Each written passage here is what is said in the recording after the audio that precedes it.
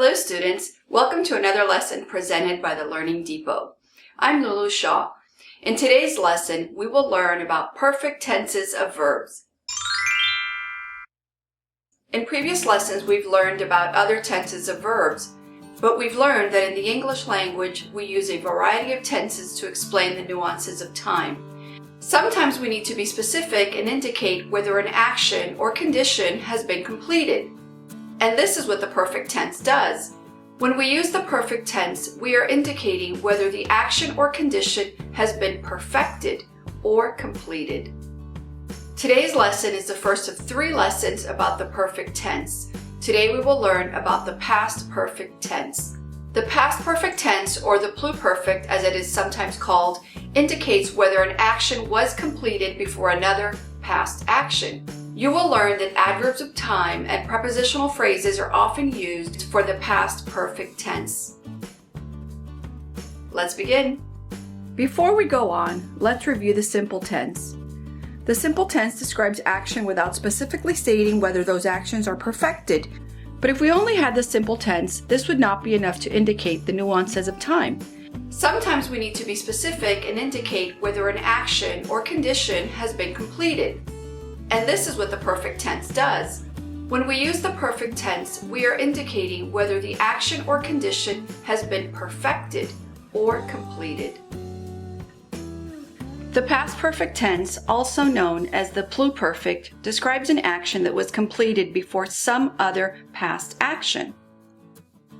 Adverbs of time and prepositional phrases are often used to form the past perfect. Adverbs which express unspecified time, such as already, before, ever, never, once, twice, or yet, are often used to form the past perfect tense. Often the past perfect is used to describe events that happen before other actions in the same sentence, and these other actions are often described by verbs in the simple past tense. The past perfect is used to show that an action happened before a specific time in the past, to show that an action took place before another event, to show habits or recurring events, to show reported speech, or as part of the if clause to show condition. To form the perfect tense, we use a verb form called a participle. For the perfect tense, we will use the past participle. And to make the past perfect tense, we will use a compound verb form by using the past tense of have, which is had, plus the past participle. To make the past perfect using the pronoun I, we would say, I had eaten. With the pronoun you had eaten. With the pronoun he, she, or it, he had eaten, she had eaten, it had eaten. With the pronoun we had eaten. And for the pronoun they had eaten.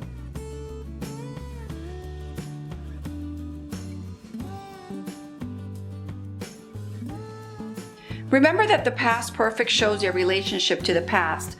It refers to a time earlier than before now. It is used to make it clear that one event happened before another in the past.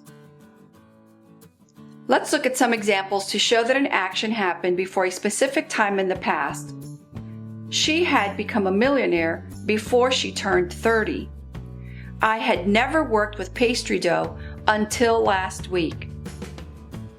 In the first sentence, notice the use of the adverb before to signal that it happened before she turned 30. And in the second sentence, notice the adverb until last week. Also, the second sentence is in the negative form. The verb phrase is interrupted by the adverb never.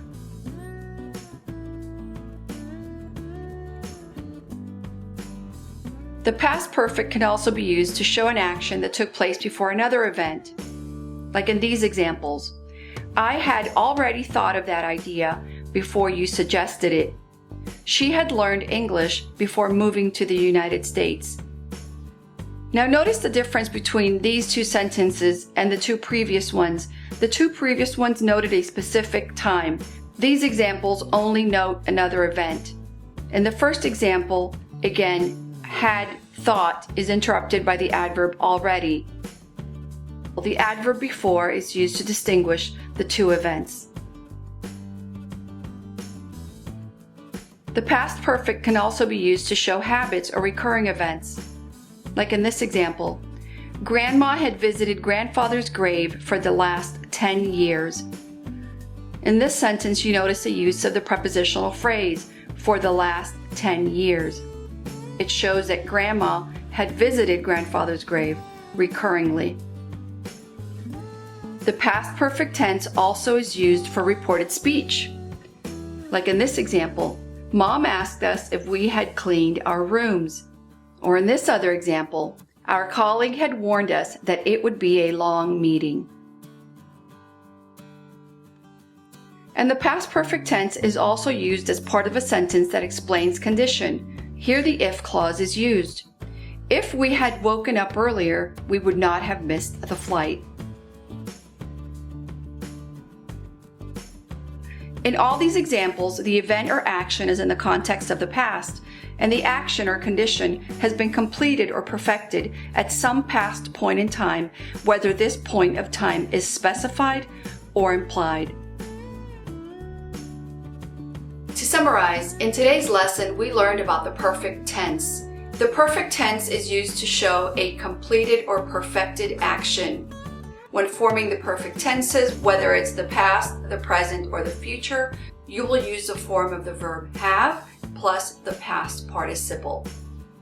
In today's lesson, we learned about the past perfect tense, and we learned how this tense shows a relationship to the past. It refers to the time earlier than before now, and how it is used to make it clear that one event happened before another one in the past.